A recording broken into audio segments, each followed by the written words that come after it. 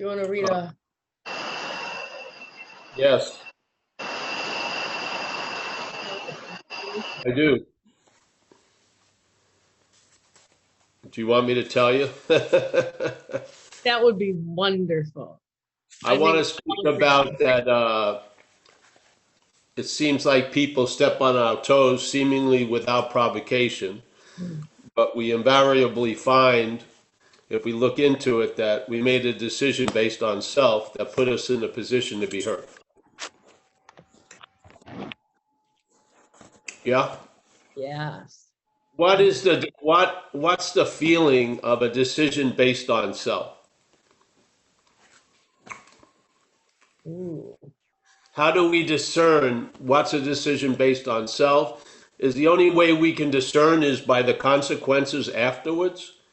Or could we see the self as something foreign to us and recognize, because of our past decisions based on self, that we don't want to have that many future decisions based on self? I mean, seriously. Mhm. That's what I want to speak about today. Good. The book I have, the book is too small, and they need some glasses or something. But You want me to yeah, put something up on the screen for you, Paul? no, that part, no, I have that sort of memorized, or the flavor of it. So you want to start now, Mm-hmm. or you want to wait for a little while? I want you to start. All right. Well, Paul Alcoholic, uh, or if you have some problem calling yourself an alcoholic, you can always say, Paul, a grateful member of recovery. So well, I think the words don't really matter to some point. Yeah. But yeah, Paul Alcoholic, I'm happy to see everybody today. I think that statement is from page 62 or something. Uh, it's a famous part. Every part of the book is famous now, really. But it talks about, mostly, it's describing a habitual reaction we have. When people step on our toes, we're usually seeing them as seemingly without any provocation. So basically, we're out to lunch. We don't know what we could have done or set up that led us to have these people step on our toes. So we basically, in a way, it's seeming like we're unconscious to how life is happening. Yep.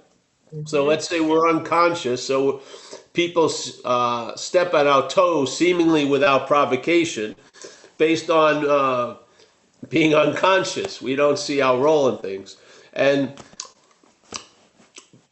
so basically, but if you looked at it, you would see that there was a decision made based on self that put us in a position to be hurt. This isn't like a one-time event.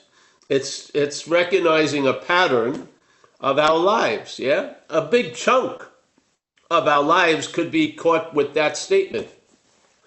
We react to people step on our toes seemingly without provocation. Seemingly. In other words, it's appearing to us that we didn't provoke them whatsoever. It was just out of the blue. They just took it upon themselves to fuck with us. Yeah?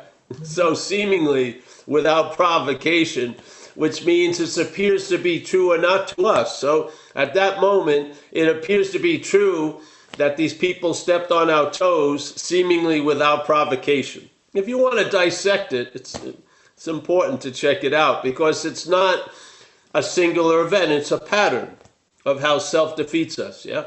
So, all right, seemingly without provocation. So let's say I'm in that bar, and seemingly without provocation, this guy punches me in the face. So I go home after I called all my friends and bitched about this guy just came out of the blue and punched me in the face. And I investigated the night, and I saw that, oh, I had seemingly forgotten that a half hour before I was trying to hit on his girlfriend, yeah, in the corner. Yeah, I forgot that. So when the punch occurred, it seemed like there was no provocation to the punch. I had nothing to do with it. I was an innocent victim. But didn't I make a decision based on self that put me in the position of getting punched out, which is I wanted to make a move on that girl, even though I knew he was her boyfriend. Yeah. I figured out of self-seeking and frightened, I could maybe do a move without causing any consequence. But once again, my little strategy failed and there was a consequence. I got punched in the face. But my story is based on I had nothing to do with it. I didn't provoke any reaction. The reaction came out of the blue and punched me in the face. But see, this is what happens. Most of our life story omits what builds up to the event. We just totally have no idea, what was I doing that led me to be in that position. Now I have an obvious example. Let's say I'm in America, they have these farms, so to speak, for wayward kids. So you've screwed up, you did something. Let's say I tried to knock off a liquor store when I was drunk, when I was young. So then you get arrested and they put you into a farm where you're supervised by adults, usually like wearing a uniform, and in this case, being on a horse. So you're outside like raking the grounds and shit like that. And this guy on a horse bothers you. Like he fucking spits on you, irritates the hell out of you. And it seems to be happening without provocation. I didn't do anything. I'm just raking the lawn. Yeah. And this guy just keeps riding over to me and hassling me. But when I go home and look at it, did I make a decision based on self that put me in this position to be hurt by this guy? Yeah, I wanted to get some alcohol and I robbed it from a store that led me to go to court, that led me to get sent up for 3 months to this farm. Yeah, so I had a big role in this guy having the ability to fuck with me because I put myself in the position to be screwed with. Yeah, this is the way of AA. Is to see our role in things, yeah? And with the hopes that when we see our role in things, after a while, we'll see self's role in things. Yes, please. If not, we're going to be living a life without knowing it, reacting to things that seem to happen to us seemingly without provocation, and we'll never get to investigate it and see I made a decision that put me in this position to be bothered or to be hurt. Yeah? I mean, you can't pay someone to go over your life. Yeah? You can't, in a way. No one's that interested unless you give them a whole lot of money where they'd watch videos of you for weeks. But, where did you have any archives when you were out there running around? I don't. I don't have any home videos of me robbing stores and shooting up in the bathroom at Thanksgiving. I don't. So I can't pay someone to go over my life. I've got to do it. Yeah, I do. I have to look at what the hell's going on. And so AA, one of the biggest moves of recovery for me was when I saw my role in things by having a clear presentation of the fourth step. And I got it through Joe and Charlie. I didn't get it through my first sponsor. He was out to lunch as much as I was. But seeing these old guys, Joe and Charlie, they had a very beautiful way of presenting a very simple book and instructions that my head complicated. And when I listened to their take on the fourth step, I sort of got it. I got the fourth column, so I went to my motel room at this event and I did an inventory. And when I did that inventory, I was super excited because I finally had a new way of looking at my life. Yeah, I used to look at my life as who screwed with me, basically. And then a real deep sense of victimhood and powerlessness override almost all my behaviors. So I got it. I got that understanding. Fourth step. I did the fourth step. I started to see my role in things. And this statement in the book was so prescient in a way. Hey, people will people will step on my toes seemingly without provocation. When? Like Tuesday, Wednesday, Thursday, Friday, Saturday, Sunday, Monday. There isn't one day that it happens. It's like any possible day. Yeah. So sons, they seemingly step on my toes, seemingly without provocation, but invariably we will find that we made a decision based on self. This is it, not your decision. How can you keep saying it's your decision when it was based on self? And how can you see that self is you in the terminology of AA, where it says on page 64, self has defeated us. The us is you. The us is us, not self. So how, if I'm so unconscious to this takeover or that something is living through me, I need to do some investigation. So the investigation is, let's see our role in things, because if you see your role in things, you're going to see self's role in things. You are. If you don't do an inventory on your resentment, you're not going to see they're not your resentments. You're going to continue to live as if they're yours, yeah? Which is going to do what? It's going to set you up for more resentments. And not only more resentments, much longer lasting resentments. Yeah? So you may be walking around with a resentment for 40 years. It's freaking unbelievable. You know, if a resentment was the size of a tumor, your tumor would just keep growing. Everyone would fucking notice it. Hey, something's breaking out of your shirt, or, you know, what are you going to do about that? Look at the fucking thing. It's like 3 pounds hanging off you. But because it's not, it's not weighted, you can't weigh it on a scale, you can't see a resentment, it fucking thrives under this camouflage. It does. I mean, seriously, 40 years giving life to a resentment? And how would you call that my resentment? That's what allows that to happen. The owning of the resentment is now that orphan child you've adopted, and you're fucking breathing life to it. And now the head uses it for excuses of insane fucking things about not finishing college, or, you know what I mean? It's just incredible. And that's just one example. It's happening all day. So let's get down to looking at our role in things so that we can see, hey, I'm getting a very strong suspicion there's something else's role in my life seems rather large. It seems quite influential. It drives me to drink and do drugs after I have an incredible amount of wisdom that would be insane. It still has the ability to lead me to the first drink. How the hell does it have that much power? Yeah, it must be living off of us. Yeah.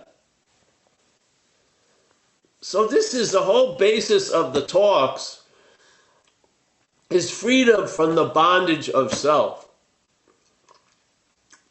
It's not freedom from alcoholism. That's a first step in a way.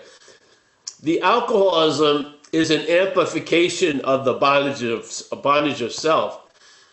Let's get down to the causes and conditions. So look at our lives and see your role in it, and maybe you'll see something else's role in it. And maybe you can separate the two, or allow something to separate the two, and now see what you're not. And as soon as you start seeing what you're not loses its influence on you. You can't, this is how you know you're on the right, the relief from the problem tells you the solution, yeah? When you're on it, when you get finally clear, you're going to have relief. And that relief is going to verify you're onto something, yeah?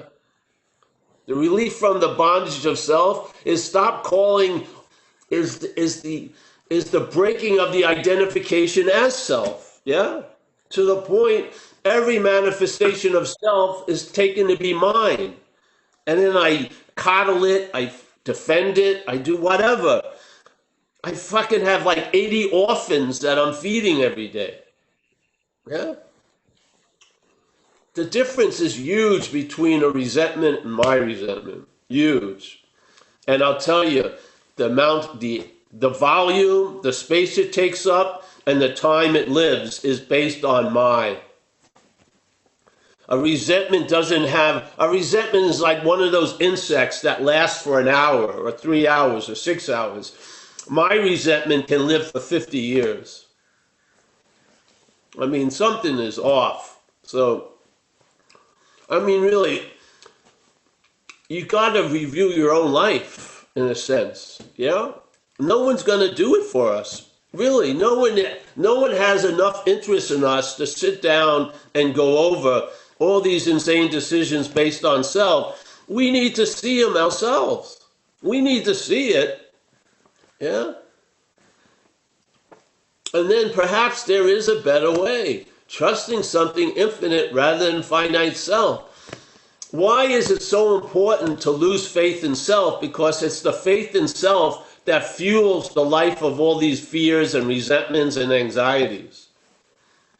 We are the battery. We are the fucking battery that's feeding it. We go over it all day. We light it. We see it from different angles. Oh, they fucked me. They really fucked me. We lift some to a justified level. It's unbelievable.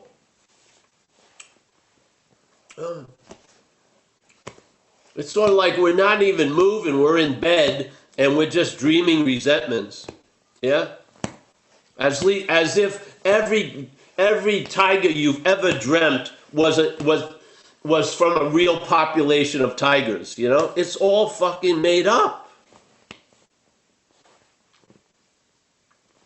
Now I marvel at the power that we exhibit all day without knowing it, because we're making shit out of nothing. I mean, we're miracle workers, but in a weird, bizarro way. We do. We give life to shit that was never even alive. We give life to resentments that never even happened. Yeah? That person wasn't thinking to get me. They haven't thought about me for 20 years. Yeah? The whole premise of the life of the resentment is totally bogus. Like we used to say here, you know, having a resentment is like me taking poison to hurt you. It's insane. I mean, what an insane strategy. So, I'd like to talk about that, and just maybe if you want to have an exercise, not now, but later, just look at maybe a couple of your escapades in life and see, did it look like from your stinted view or stunted view that something had stepped on your toes without provocation? And do you, if you look at it, see you made a decision based on self that puts you in that position to be hurt? If that's the case, you've just recognized one of the patterns of how self defeats us. Yeah. What is that going to lead to? Recognizing more patterns about how self defeats us. Yes? And then when you recognize that stuff, what do? You bring it to step 6 and 7. You ask that power, that God, that higher power, whatever you want to call it or not call it, to reconfigure that fucking knot. Yeah? So it can use it. A rope, yeah, it can be tied into a noose or it be made into a ladder. It can either bring you out of a hole or, yeah? The rope has nothing to do with it. It's just the rope. It's the configuration of the rope that gives it its use, yes? So these things called resentments and anxieties and old patterns are configurations of energy by self, yeah? We're like a living knot, knots after knots after knots. By recognizing that and bringing it to step 6 and 7 and asking that power to reconfigure that rope may become of value to you and others. Yes? The same rope that will hang you can also fucking liberate you. This is what I would love to get across, you know? I mean, what is the point? All right, we're going to see our rolling things, and then we're going to add on to that. Yeah, and while seeing our rolling things, we'll see self's rolling things. Yeah, and let's, render unto self what's self's and render unto us what's ours. Not fucking own that shit anymore.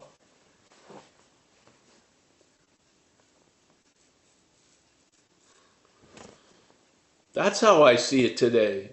Yeah.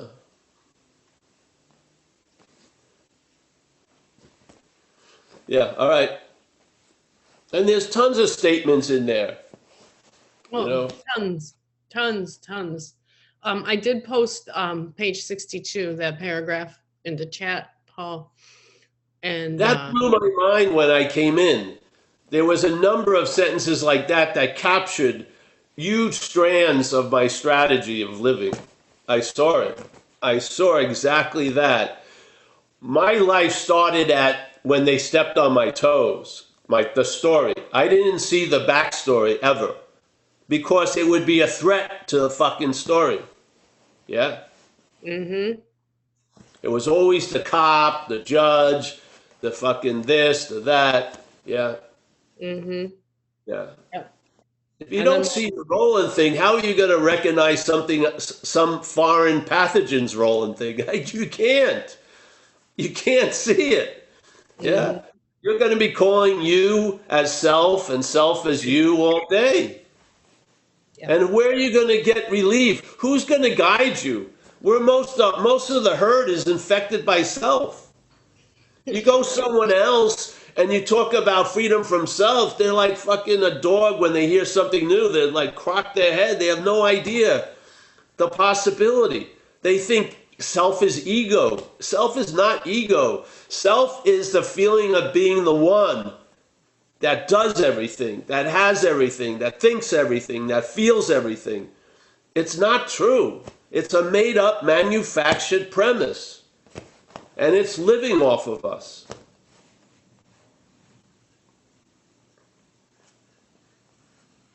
Yeah. I love a couple weeks ago when you talked about how we grow um, fear, remorse, and resentment, and then we roll it up and smoke it.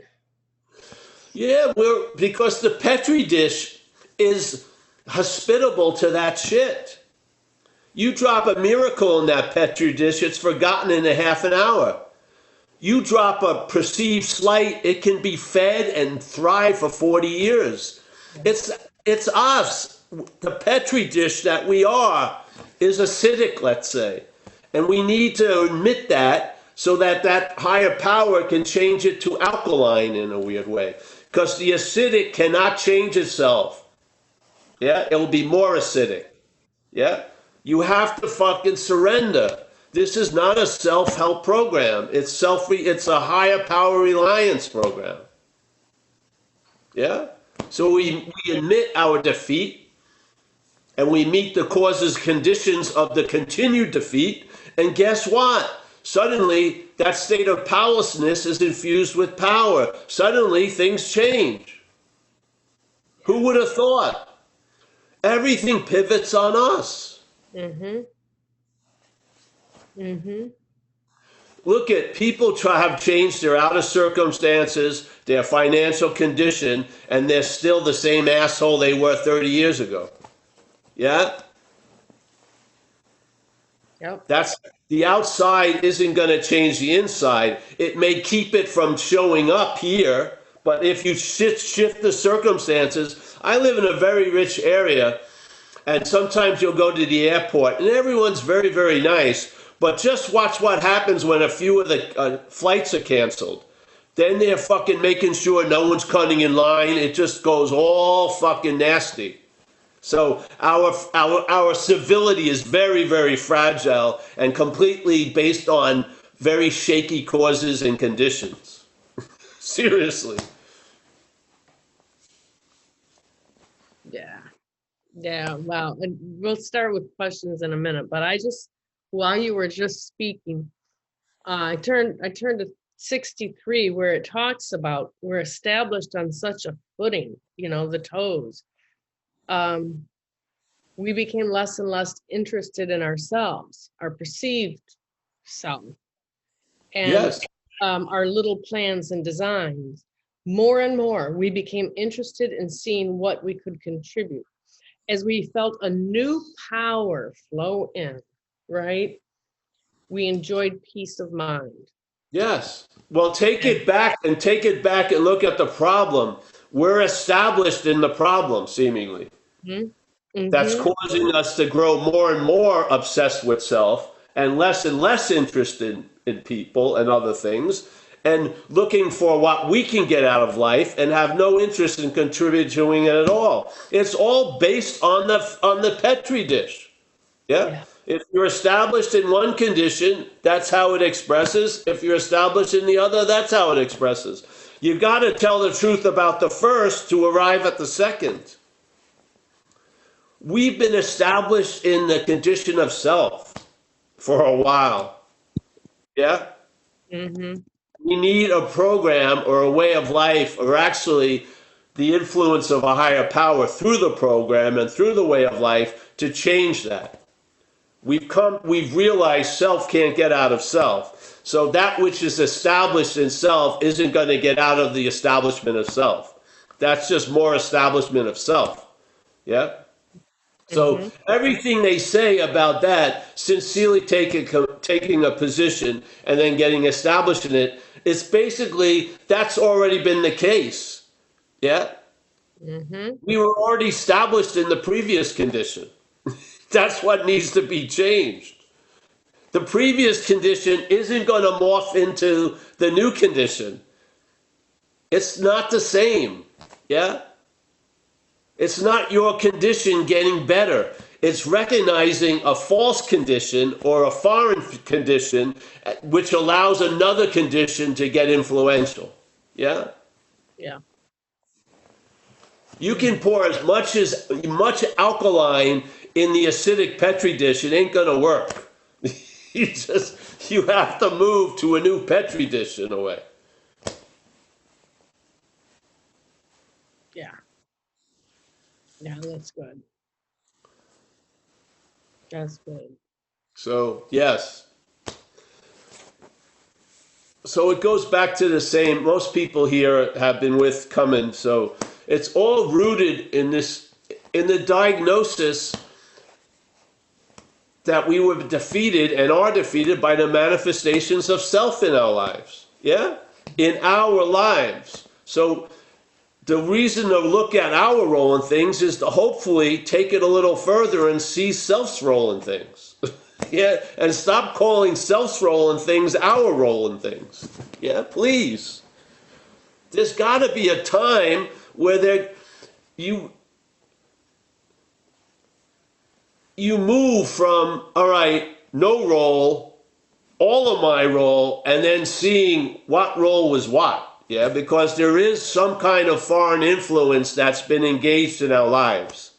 Yeah, and it would be pretty wise to recognize its role. I would say. I mean, because you're not going to get relief from the bondage of self as self. You're not. That looks like shooting coke and then fucking flipping out because the cops are there in 20 minutes. That's sort of the relief from the bondage of self as self. That's how it appears in life. This is relief from self, which is the bondage of self.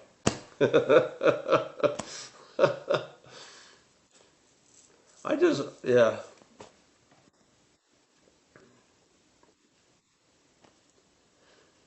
Yeah.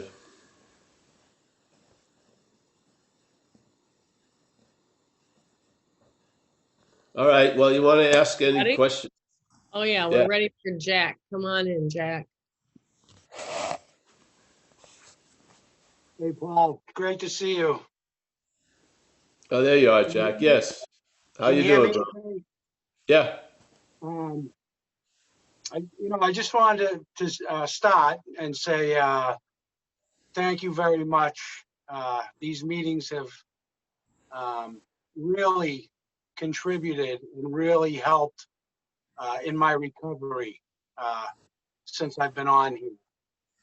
And um, a- and the non-dualities have really helped with my own practice that I've discussed with you, my buddy on the practice. And so I just really want to say thank you. It's awesome. Anyway, about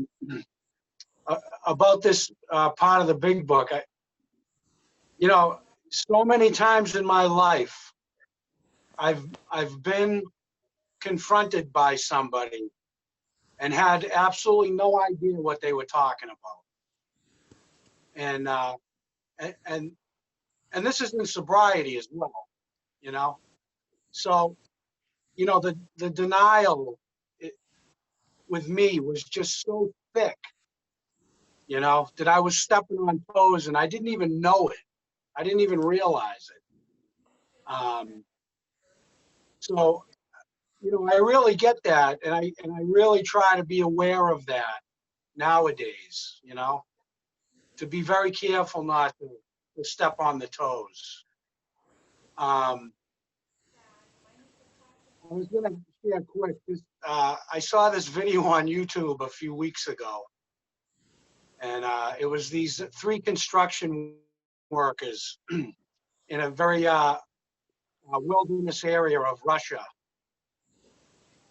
um, and the video starts with their dog playing with a bear cub, and they're all sitting there laughing, having a nice time, and are really enjoying themselves. And then all of a sudden, you see this big head come bouncing up over the rig, and it's the mother grizzly bear. And then it shows the mother charging, and the video cuts out. And later on, yeah, later on, it was confirmed that all three of those guys were, you know, they're no longer, and the dog. Um, Wow. but that video really had an effect on me because it was kind of like an analogy of my life itself, you know. And you know, if I had been there, I would have known when I saw the bear cub to get the hell out of there, because I've seen enough documentaries and stuff like that. Because the bear cub's there, the mother's not far behind, you know. But those guys didn't know; they had no idea, and they paid the ultimate price for it. So I started a practice of watching out for the bear cub, the bear cubs. Yeah. Yes. And you know, all of a sudden someone's tailgating me. I'm like, oh, that's the bear cub. And if I'm not careful, the mama grizzly's gonna show up, you know. But Yes. then I realized everything's the bear cub. Everything. So I don't Yes. know. I just felt like sharing that, and but mostly, again, you've been extremely helpful to me, Paul, and I really appreciate it. Well, thank you. Yeah. It's my great pleasure, really. This, I mean, if someone, you know, there's an urge that people have, a lot of people naturally. Let's say if they see a good movie, they want to tell other people, yes? Or they find when I used to travel a lot, there'd be some people at the guest house and they would be sharing about some place, and I could see by how lit up they were, I'd make it a point to go to that place, yeah? And stuff like that. I think it's a natural inclination. If you found like a great swimming hole, you would tell some people who really love swimming about the swimming hole. Yeah, just I mean, there's no thought in it, and so I found I found relief. Yeah, a substantial amount of relief that changed the calculus of this life. Yeah, almost as if self had 70% of the stock in the company, and let's say my innate nature had 30%. Well, that was changed to that my innate nature at least has over 51%. and it changes the whole running of the company. Yeah, just that little balance. And I didn't know it was possible. I didn't. I had no idea. I think some forms of denying can be aligned with adaptability. You know, you start adapting to small places and small things, yeah, and small demonstrations, and you start playing really small, and it's a survival, I guess, mechanism. But we're into living now, most of us here, and we can live large, yeah. But there's something in us that we have a fundamental relationship with, and we call it us, yeah. That needs to be looked at. It does, because something. Like we were talking to Helen once about the bondage of self, and the bondage of self is you have the ability to reach 12 feet, but you only reach 7 feet. Yeah, it limits us in lots of ways, and it looks like everything is the way it is, but there's something living off of us. It is, yeah, and its messages and its orders are basically dictated through the thought system, yeah, the narration. So it seems to be talking to us as us all day. And man, if you could get relief from that, you'd see the size of that robbery. You would, you know, and you would probably be compelled to do Zoom after Zoom after Zoom after Zoom from 9 in the morning till 9 at night on Tuesdays if people were willing and asked for it. You would. You'd give it a shot, because you're not going to know the problem from the problem. You're just going to get a lot of bullshit solutions from the problem. The relief is the solution. Yeah, when you get relief from the problem, you'll see it from the solution.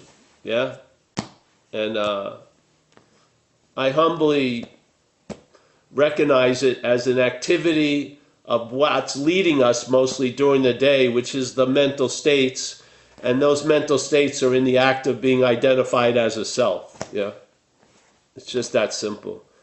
And us gets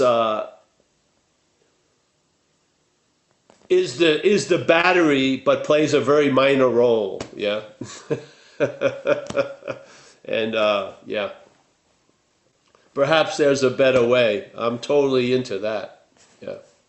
So, all right, thanks, Jack. It's great to watch you. Yeah, and all of your little settings, your garages and other people's houses and big trucks. Yeah. Yeah. All right, we got a couple questions today. Let's hear from Atlan. Hi guys, can you hear me? Mm-hmm. Hi Paul. I've been watching your meetings for some time now. I quite like them, and hello to everybody. Appreciate the message you put out there, and you know, I want to ask you this question. I'm not I wouldn't consider myself a 12-step guy or whatever, but I've been into this thing for quite some time now, just seeking, you know, within whatever anybody understands with seeking. So I want to ask this question: is all overcoming the problems just letting go of this sense of self-importance, basically? Can you state that again? Is all overcoming of these internal problems with anything like addiction, basically, just a letting go of this self-importance, you know, this concern, this extreme concern with self-importance, like I'm important, I'm not important, the whole issue. Actually, a lot of times in the beginning, that's the result of going through the steps or the way of life. The Figuring out result when you go through a problem is you lose interest in the one who had the problem. Yes. right. But no, sometimes whatever it takes, what it takes. Yeah, it matters where you're at in a certain situation in a Yeah. certain moment. Yeah, but basically, how the results of all those different going through all those problems, the same result is loss of interest in self is going to assure a relief from the amount and the severity of the problem, so to speak. Yes. Right. Yeah. Yeah, I mean, yeah. Mhm. I know. See, here, let me just say, Anton, let's say here, at a certain point when I came in to recovery, I said a prayer every day, no matter where I was. Yeah. Yeah. As soon as I woke up, I combined the first three steps. I would say, hey, my name is Paul. I'm an alcoholic and addict. Yeah, and my managing has caused my life to be unmanageable. I changed it a little. I've come to believe that a power greater than me has restored me to sanity, and I make a decision to turn my will and life over to the care of this power. Yep. Yeah. Every day for about 4 years. And then one day I stopped and I've never done it again. I see. So it had its use until what it was sort of replacing showed up. As soon as that relief showed up, I didn't need to do the prayer anymore. Yeah. Yes? So this is the way.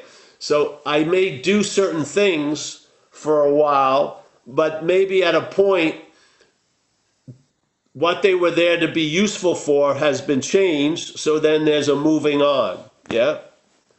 Yeah. So like a lot of people in AA come in and they need like a boot camp and they need to have an authority figure and then their behavior is about fear. I don't want to go back. I don't want that. Yes, maybe for a month, 6 months, a year, 2 years, 3 years, but after a while that changes. The program and the effects of it have changed you.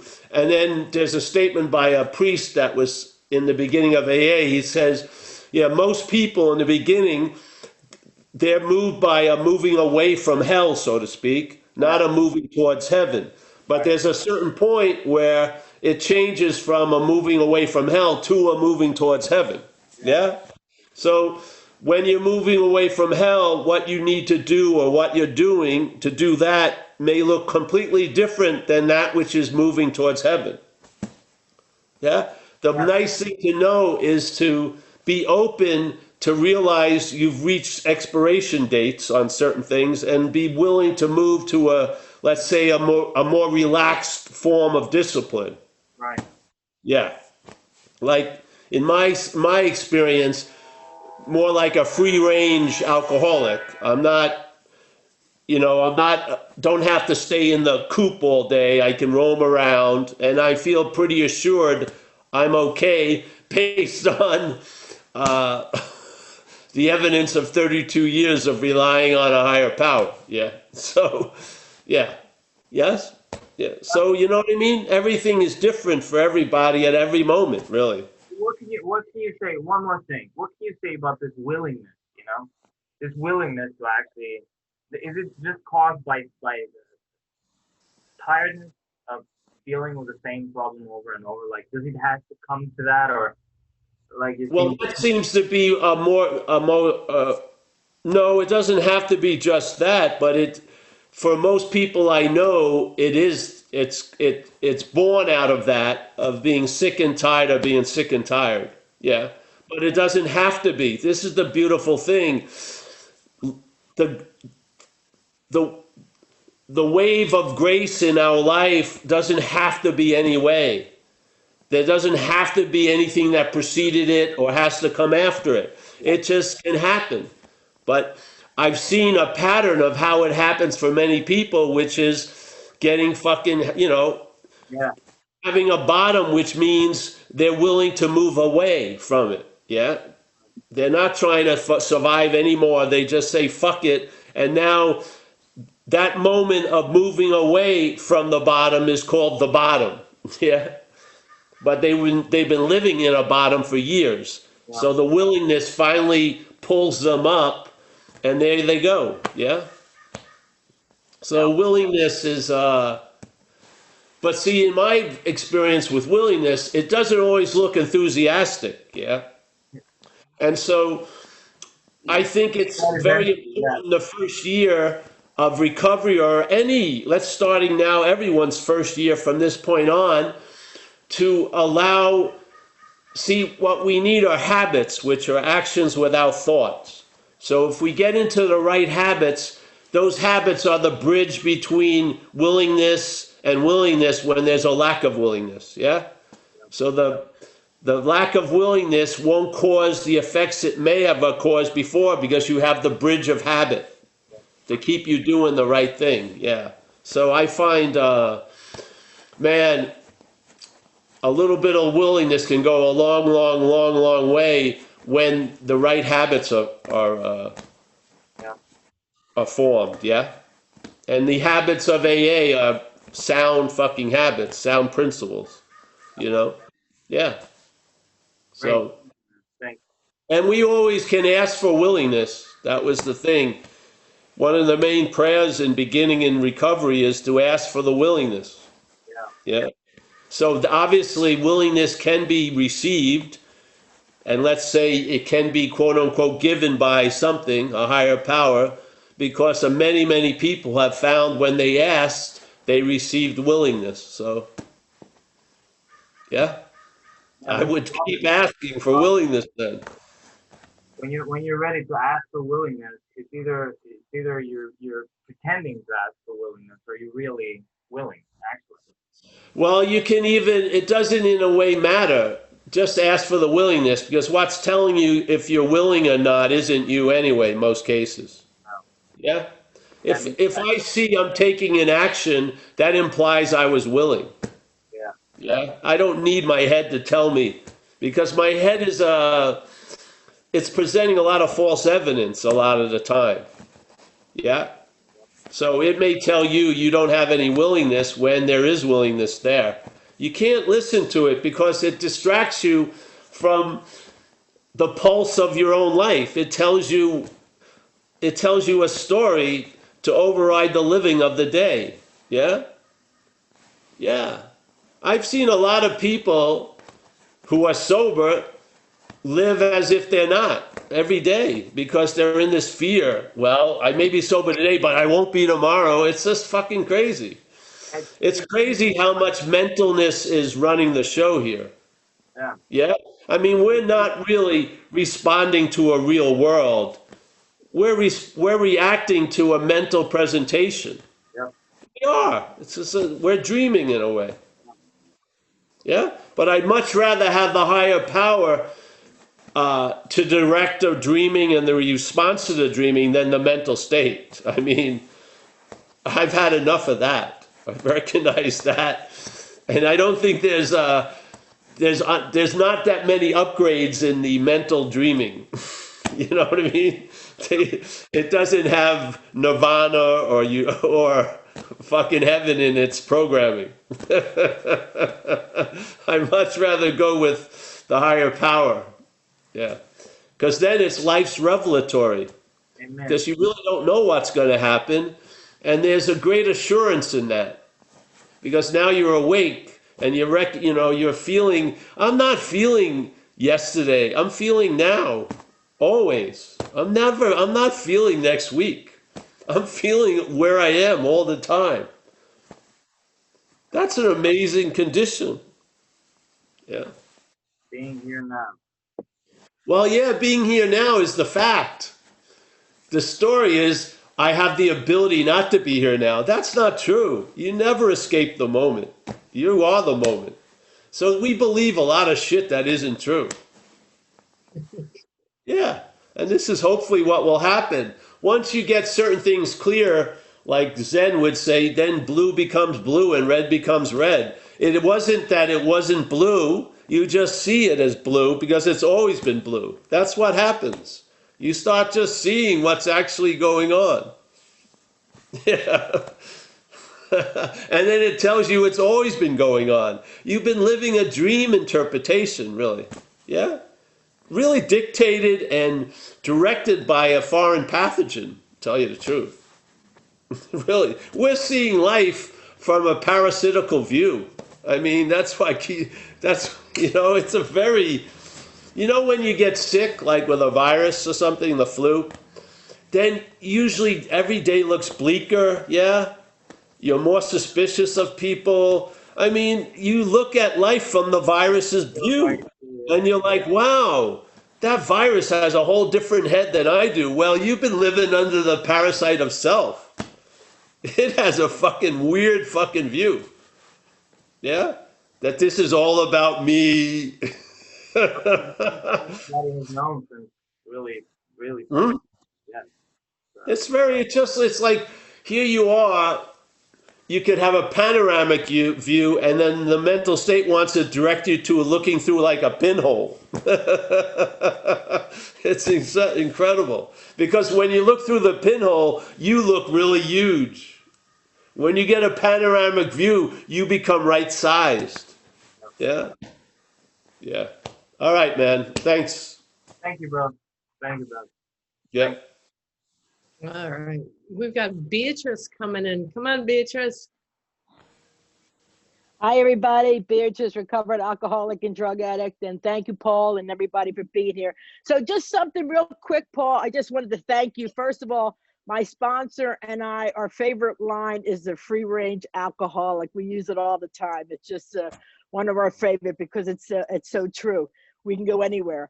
And I just wanted to mention, I read something this week and it just brought back everything that got me free way back in July when I started this meeting, and how I was able to see what I was, and how I can see today that life doesn't defeat me today. We talked about that, I think, last week or the week before. Anyway, I read something this week, and it was by Emmett Fox, and he's probably one of the guys back in the day that the forefathers used to read. But anyhow, he was talking about staking your claim. And the only reason I read it is because it spoke to me, and it was you loud and clear. And he talks about staking our claim of good, but he also writes, whatever it is we wish to bring into our life, we stake our claim to it. Of course, we often claim negative things for ourselves without fully realizing it.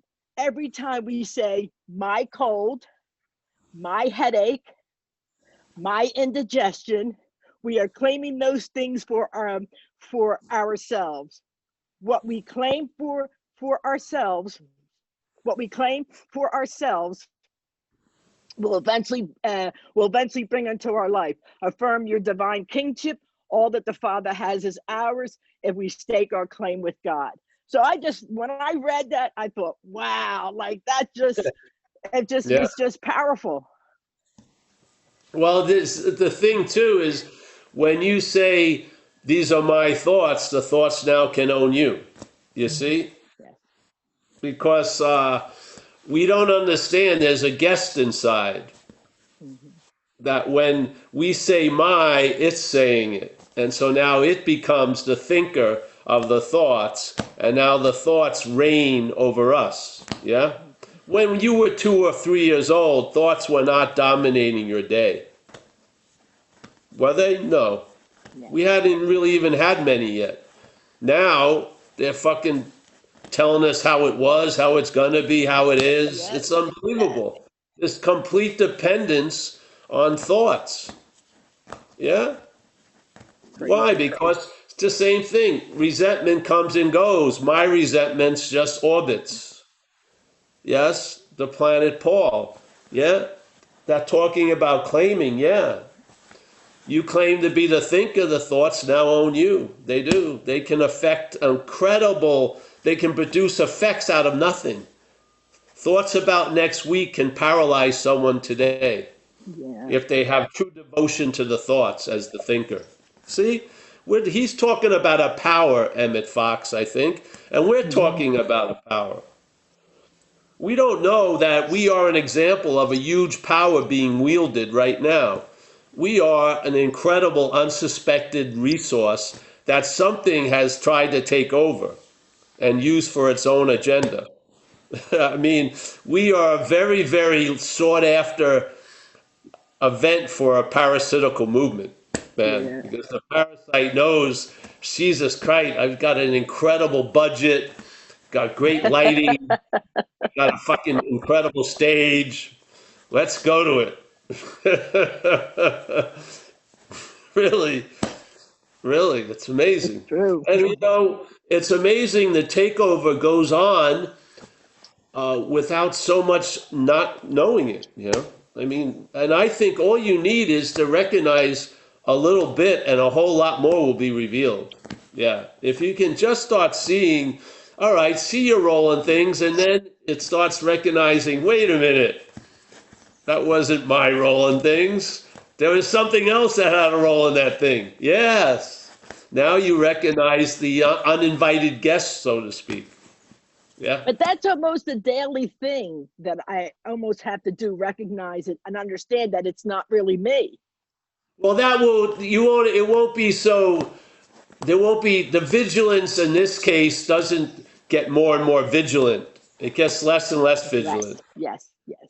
You just recognizing it's not you. It does its thing, but you, instead of like, playing like Led Zeppelin at the fucking Metrodome, it's playing in a little bar with 5 people in it. You know what I mean? It's playing in Right. golden oldies, but it doesn't have a huge audience. Right. Yeah, that's sort of what it's like.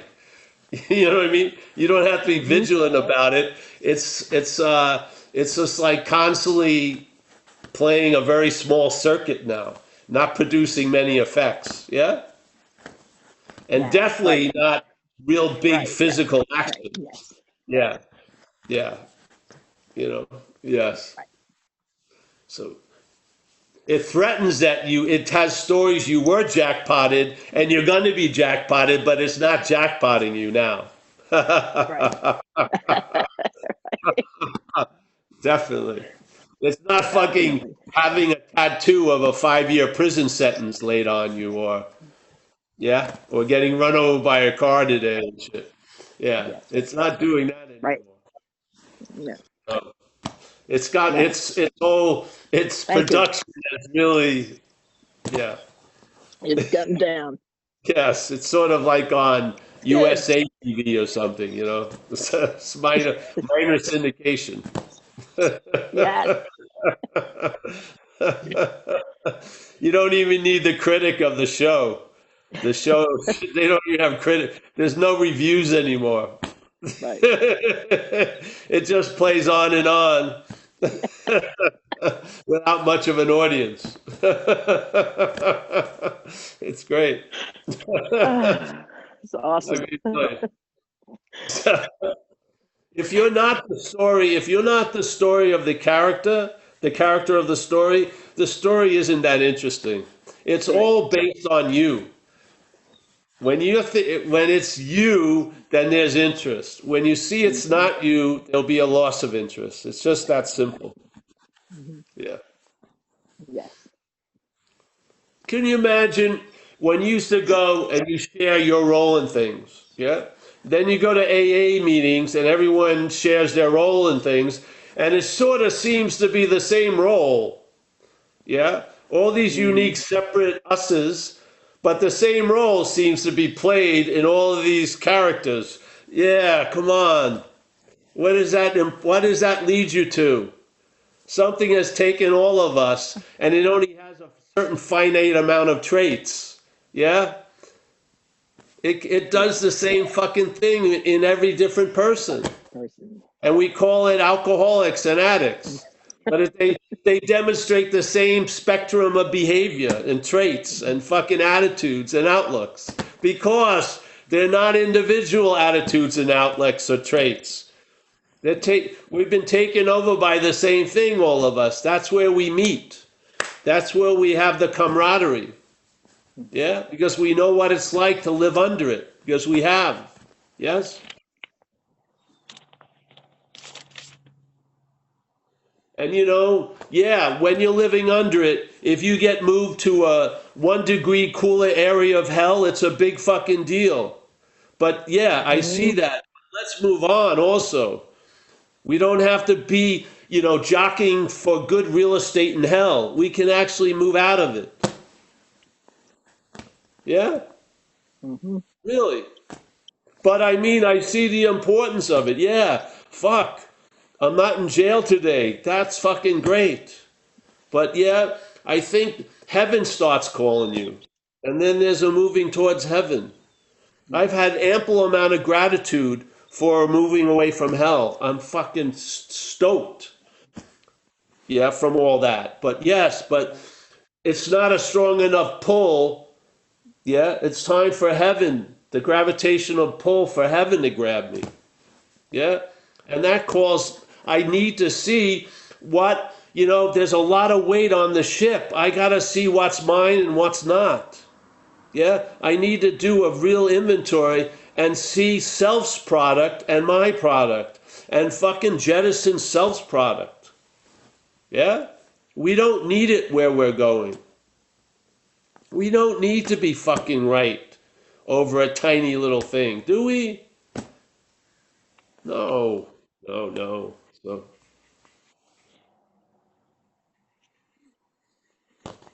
yes, Thank you. thank you.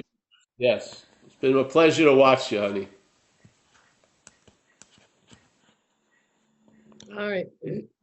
Paul, we've been on for an hour. You good for a couple more questions today? Uh, if you can take, yes, I have to urinate soon.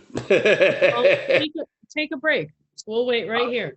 For a minute, yeah. Yeah, take a break. We're like Pavlovian dogs. All those meetings of AA were all hour meetings where I live. I could go for an hour, but now I can't. It's past Yeah, that time. you're all good.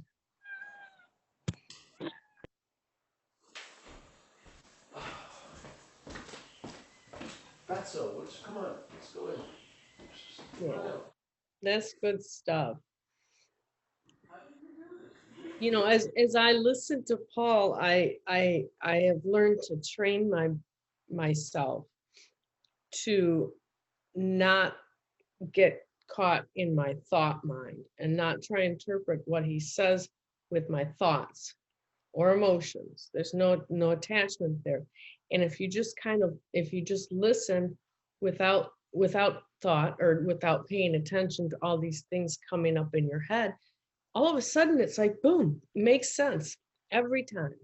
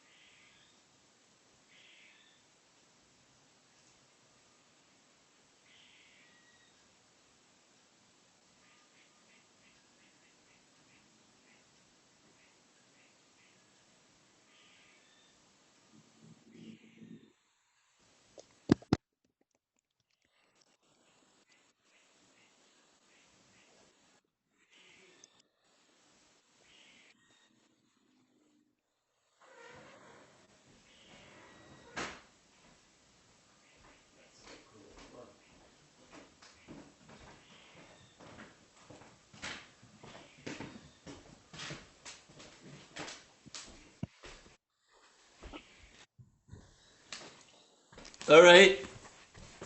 All right. All right, come on, Jacob. Hey, Paul. Good morning. So, speaking from the action figure, it seems obvious that it uses these free samples and these times of presence for its own means, for its own. I don't know. For 20 plus years, I was doing heroin, and I burnt most of my bridges. I spent most of my time alone. I think that bit about the habits, about AA and 12 steps establishing those habits, I just never I never established those habits. And I'm at a place now where, going back to fourth step, I'm encountering a lot of shame, and a lot of most of my resentments have to do with myself. I don't really have any resentments towards other people. For the most part, the institutions that uh, I did things against were, you know, I pretty much took care of most of those my first time around. I don't know. I feel like for the most part, you know, I came into recovery this time, and it was the first time in my life that I haven't been suicidal, which is strange. I don't know where it went. I don't know why it went away. It's kind of a blessing, but at the same time, like I'm not. I don't know. Do you have any ideas or any suggestions for somebody going back through the fourth step where all the resentments are geared towards the self? And do you have any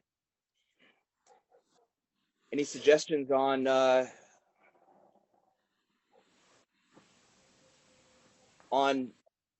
self-using presence or using the, because Yeah. Well, when I zoom back. first of all, I think if you just write down people who you've had a little problems with, you'll see that how the resentment towards you was sort of built was resentment with others. Yeah. Hmm, It's a typical view to see that of us who are masters of denial and stuff to come mm-hmm, in and think we have no resentments. Yeah, and yet be the angriest people in the room. So I would just do a list of, and resentment, when you do an inventory, it doesn't have to be an act of resentment. You want to see the pattern of it, yeah? So sometimes it's like archaeology. You dig up an old resentment. Sometimes it's a living one. Sometimes it's one you're never going to go near. But you try to get all these different samples to see. So you'll see that uh, you'll get a relief from the resentment towards you by seeing the resentment towards others.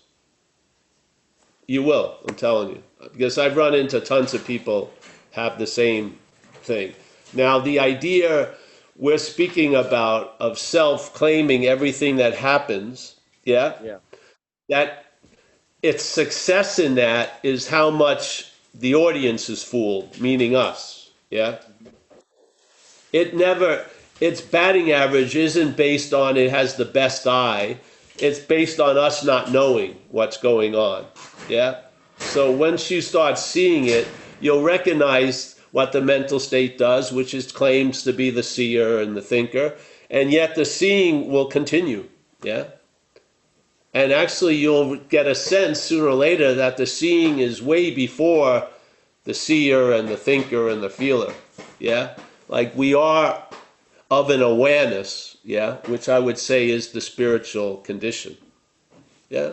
So, Yeah. yeah, don't worry about it. Just tell the truth as much as you can and know that you're on a sort of like there was an old master I love, Ramana Maharshi, and he told an old story where there's this guy walking around with a big box on his head, yeah?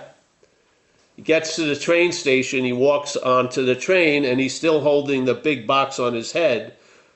When he can just take it down, the train is going to take it. Yeah, he doesn't have to have that extra weight on his head. Right. The Right. train is carrying the weight. So to Yeah. me, that's the reliance on spirit. Yeah. Yeah.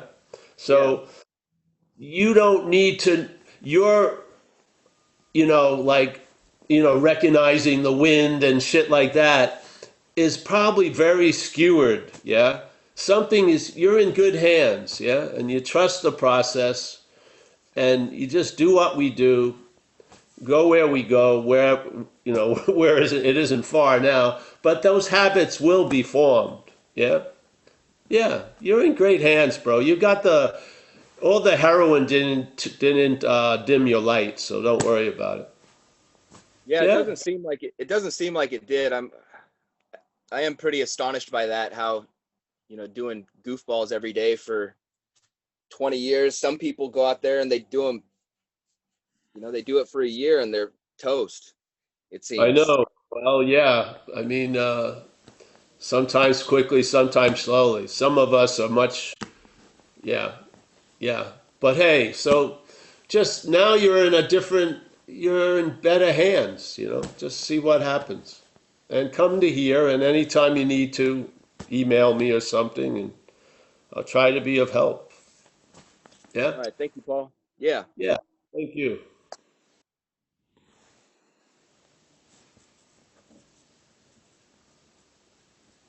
Honey, Yeah. I'm answering you. I was muted. We got a question from Rowena. Rowena, yes.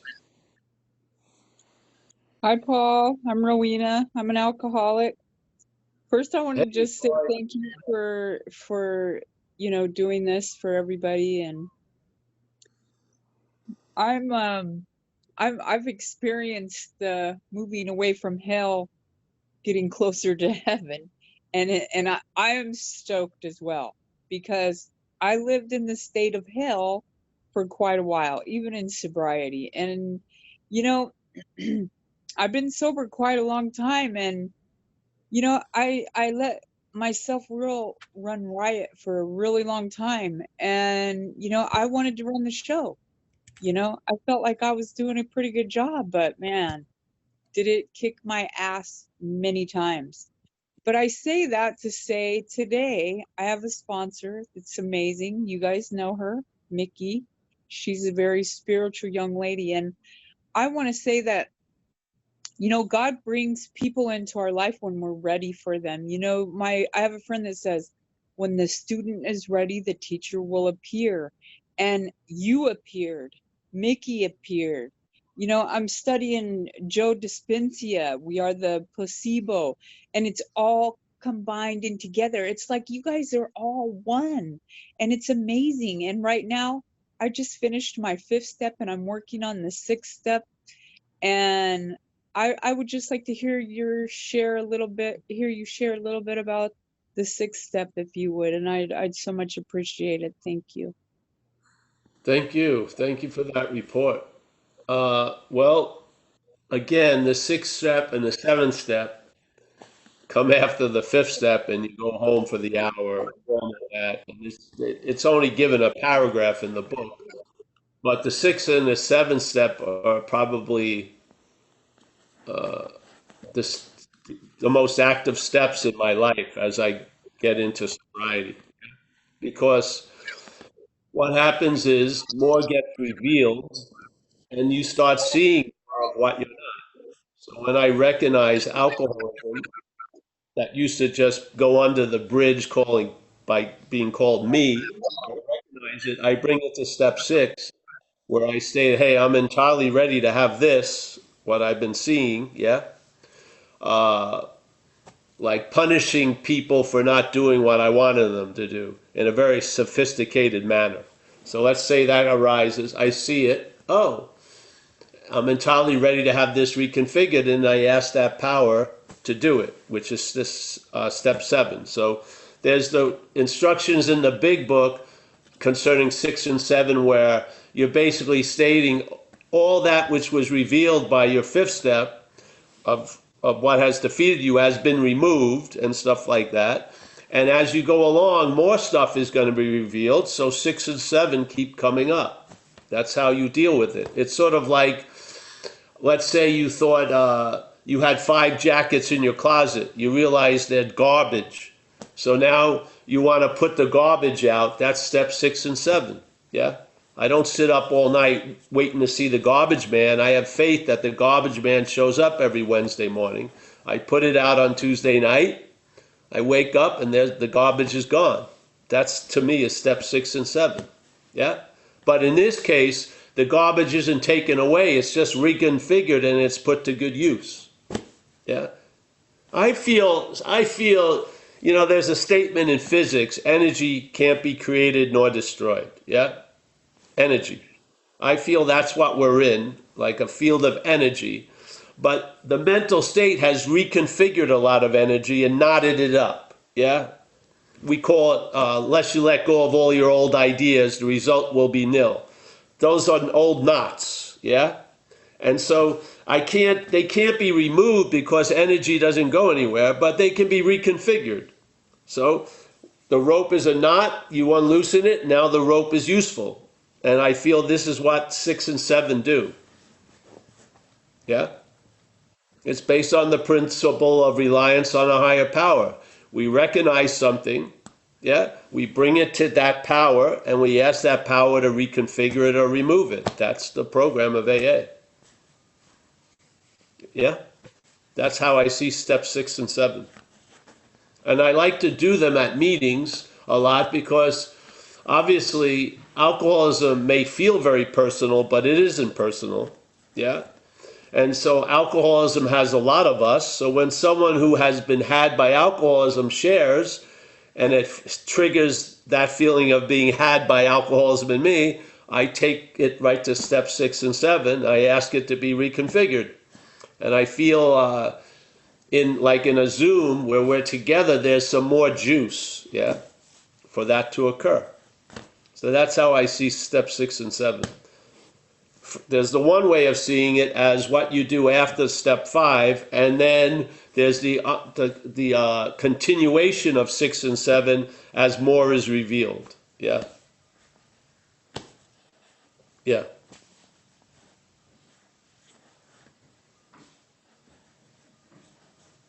Okay. That looks like that's all we've got for today, Paul. Oh, that's great. This was great. This was great. Do you have some closing words for us, or shall we just wrap it up? Don't take yourself so seriously. Rule 62.